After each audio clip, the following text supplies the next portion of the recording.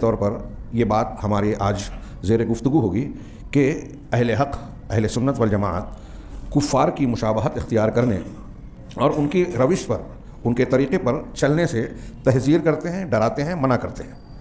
یہ شریعت کے یا حق کے اصولوں میں سے ایک اہم اصول ہے کہ آدمی اگر جنت کے راستے پر قائم رہنا چاہتا ہے، اللہ تبارک و تعالیٰ کی ہدایت سے برگشتہ ہونے سے اپنے آپ کو بچانا چاہتا ہے، تو ایک اصول سامنے یہ رکھے کہ ان لوگوں کا جو گمراہ قومیں ہیں ان کے طریقے، ان کی تہذیب، ان کی عبادات کے طریقوں کی مخالفت کرے، ان کی مشابہت اختیار نہ کرے۔ ہر نماز کی ہر رکعت میں ہم قرآن کی سورۃ الفاتحہ، سب سے جامع سورت کی تلاوت کرتے ہیں۔ اس میں جو دعا بتائی گئی، جسے اہل علم نے بندے کے حق میں سب سے اہم، سب سے ضروری، سب سے مفید دعا بتائی، اہدنا الصراط المستقیم سے لے کے آخر تک، اس کا آخری ٹکڑا کہ صراط مستقیم جس کی توفیق بندے مانگ رہے ہیں، وہ یہ ہے کہ مغضوب علیہم، جن پر اللہ کا غضب نازل ہوا۔ کن پر نازل ہوا؟ جو گمراہ ہوئے، اللہ ان سے ناراض ہوا اور اپنی ناراضگی کے نتیجے میں ان کو عذاب یا مختلف قسم کی گرفت میں، شکنجے میں جکڑا۔ وہ مغضوب علیہم ولا الضالین، اور جو گمراہ ہیں یعنی حق سے ہٹ گئے، بھٹک گئے، جہنم کے راستوں پہ چلے گئے۔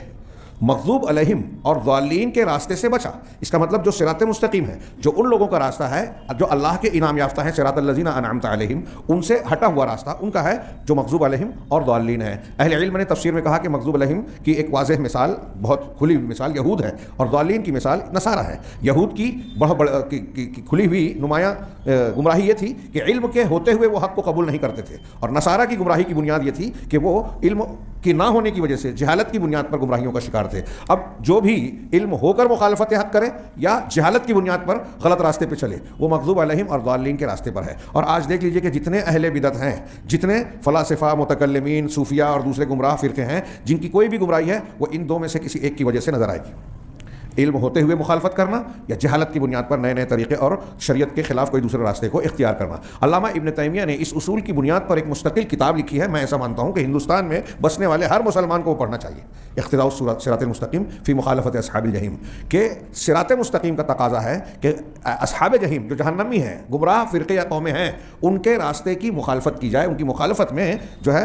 صراط مستقیم ہے۔ اور اس میں علامہ ابن تیمیہ نے، آپ پڑھیے، ابتداءً اس کی بنیادی دلیلیں دی ہیں کہ قرآن و حدیث میں یہ ایک اصول کے طور پر بیان کیا گیا ہے۔ مزید یہ کہ اس کے کیا ضرورت اور فائدے ہیں یہ بھی بیان کیا،